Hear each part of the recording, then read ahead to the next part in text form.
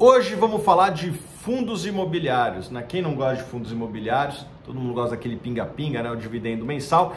E eu e o Gui selecionamos algumas das oportunidades que nós consideramos mais interessantes para o ano que se inicia, né? Para o ano de 2023. Para quem não conhece, o Guilherme Almeida, ele é do time que ajuda a tocar aqui o SNFF, né? Que é o Fundo de Fundos da Suno. Antes da gente ir para os fundos, Gui, e os principais fundos que a gente está de fato investindo lá, fala um pouquinho mais o que faz o SNFF. O SNFF é um fundo de fundos, né? Então, FOF que a gente chama. Ele é um fundo que basicamente investe em outros ativos, em outros fundos imobiliários do mercado. Então, o Suno Fundo de Fundos ele vem com uma proposta de ser a sua carteira para fundos imobiliários. Então, você vai, ao investir no SNFF, você investe numa carteira de fundos imobiliários com mais de 40 ativos e contrata um time profissional de gestão para calibrar as posições, para se aproveitar de oportunidades que às vezes aparecem no mercado e fazer toda a gestão desse portfólio de fundos imobiliários para o cotista do fundo, facilitando a vida do investidor, né, Thiago? Exatamente. Antes de começar o vídeo e falar dos 5 fundos que a gente selecionou aqui para vocês, né? Gostaria de convidá-los para já se inscrever no nosso canal. Para você que gosta de investimento, esse canal é para você. Bom, Gui, você selecionou aqui 5 fundos, né?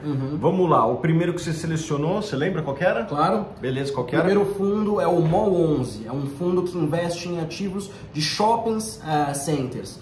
Então, os shoppings são ativos que já se provaram muito resilientes, né? A gente passou, acho que talvez pelo momento mais estressante que as empresas de shopping center e fundos de shopping center poderiam passar, que foi a crise sanitária do Covid-19, e mesmo assim a gente pôde perceber o quanto os shopping centers são importantes e fazem parte do dia a dia da vida do consumidor brasileiro, se mostrando extremamente eficientes.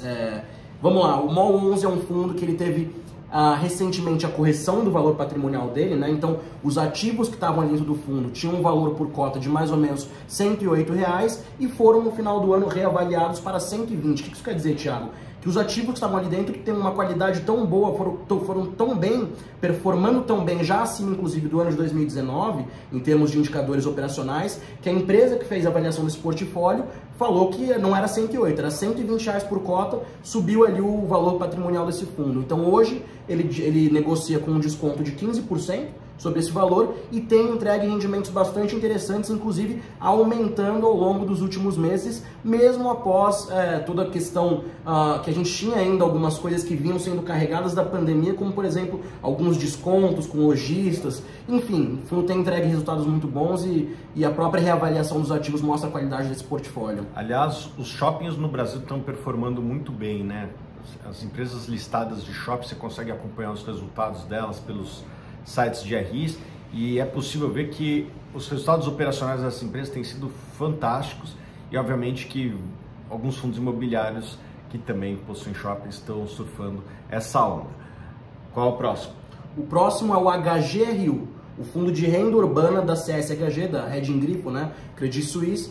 É um fundo que tem desempenhado extremamente bem, ele vem corrigindo ao longo dos anos o valor do patrimônio, na mesma dinâmica que eu falei do MOL11, e ele fez algumas aquisições ao longo dos últimos anos que tem gerado muito valor para o cotista. Então ele comprou um portfólio de lojas há alguns anos atrás, que ele vem vendendo a um valor bem superior ao de compra, comprou muito bem em momento de estresse de mercado e vem destravando valor. Todo mês tem venda desses ativos para o cotista. Então, você vê que o fundo, além de ter subido os rendimentos médios que ele entrega recorrentes todo mês, todo final de semestre, igual o SNFF foi até agora, tem distribuído resultados extraordinários bastante interessantes. Então, ele anda na casa de 0,82 recorrente, no meio do ano de 2022 distribuiu 1,20 e agora no final do ano de 2022 distribuiu R$ 2,00 por cota, mostrando aí a capacidade da gestão de destravar valor e gerar valor, distribuir esses resultados para o cotista. Aliás, você falou aí do SNFF, explica mais aí dos dividendos que foram pagos no final do ano. Teve também uma distribuição em julho do ano passado, se não me engano. Foi, referente a junho. É um dos fundos imobiliários. Junho referente a maio. É um dos FOFs que mais paga. De onde que vem essa criação de valor? Perfeito, mais ou menos essa mesma pegada que eu falei. A gente tem essa visão de manter uma constância, uma recorrência nos rendimentos do Suno-FOF, para que o cotista do Suno-FOF não fique se preocupando quanto que vai ser esse mês, quanto que vai ser igual o mês passado, vai ter alguma surpresa negativa. Então a gente mantém os resultados auferidos em reserva e distribui constantemente ao longo do semestre, No final do semestre, como a legislação obriga, a gente tem que distribuir esses 95% de lucros auferidos ao longo do semestre, então a gente tem que distribuir sempre no final do semestre uma porradinha, né? Essa gordura acumulada ao longo do semestre. Então, no meio do ano, como você falou, a gente distribuiu 1,30 referente ao primeiro semestre, e agora no final do ano a gente distribuiu em dezembro 1,30 novamente, e agora em janeiro distribuímos 0,80, também acima do patamar recorrente que a gente vinha trazendo de 0,65. E a gente consegue isso fazendo basicamente o trabalho, como eu falei, de gestão ativa, que acho que deveria ser obrigação de todo gestor de FOF, né? Quando você contrata, paga alguém para fazer um serviço para você, que ele te entregue um serviço de qualidade.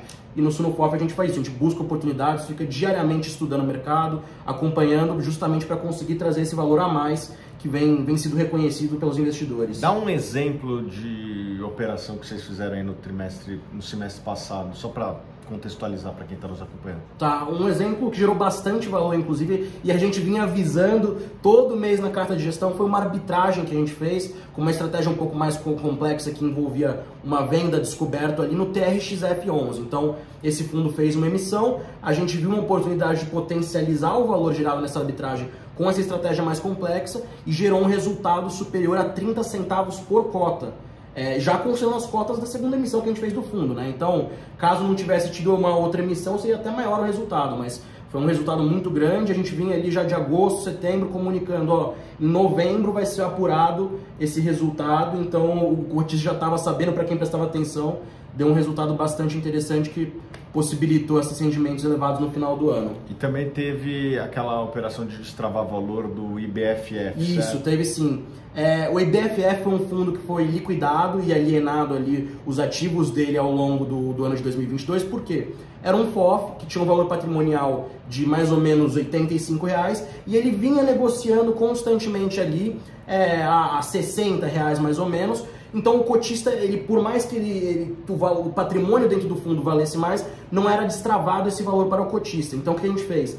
A gente, outros players do mercado que tinham um fundo, teve uma assembleia que votou, então os cotistas mesmo, os donos do fundo, votaram pela liquidação desse fundo. O que acontece? O gestor nesse momento tem que vender os ativos pelo que eles valem, então ali por aqueles R$85 que ele valia, e distribuir como amortização para os cotistas do fundo esse valor. Então a gente conseguiu destravar esse valor tanto para o Sunofof quanto para todos os outros cotistas do mercado. Beleza. Qual outro fundo aí que vocês estão investindo?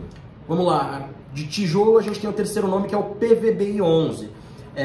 Os fundos de laje ainda estão recuperando da pandemia, eles tiveram uma recuperação mais lenta que os fundos de shopping, por exemplo, então a gente vê que esses fundos ainda estão penando um pouco para voltar ao que era antes, Thiago. Por outro lado, o PVBI é um fundo que ele investe em ativos muito premium, né? Então ele tem um portfólio de ativos com localização muito boa, qualidade muito boa, e a gente conseguiu ver isso ali no final de 2022 na transação que eles venderam do complexo JK, o quanto que esses ativos valem de fato no mercado real e que o gestor consegue destravar valor para esse cotista. Então, ativos muito localizados em regiões que tem uma vacância estrutural de zero. Então, na Faria Lima, os ativos, por exemplo, um inquilino sai, a gente brinca que no outro dia já tem alguém alugando, né, pelo preço que vale.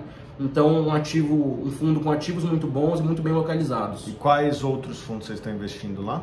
A gente pegou também 2 fundos de papel, né? Então, a gente já espera inflação bastante alta nesse ano, talvez não como a gente pegou logo após a pandemia, mas o Brasil tem um histórico inflacionário e a gente pegou 2 fundos da nossa carteira que estão bastante descontados. O primeiro investe majoritariamente em IPCA, inflação, que é o VGIP da Valora, um fundo com mais de 1 bi, bastante diversificado e com um prêmio muito bom dessa carteira. Então a taxa ali do IPCA mais desse fundo é bastante interessante e ele negocia hoje com 6% de desconto.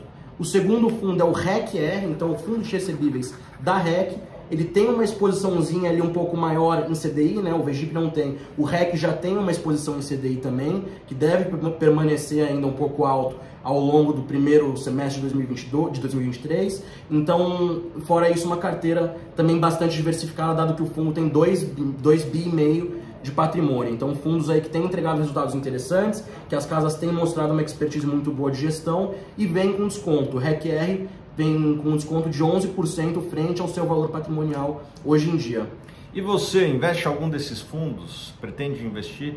Bota aqui nos comentários que eu quero saber. E Gui, para finalizar, quem quiser acompanhar o SNFF, vocês têm o relatório gerencial, certo? Certo.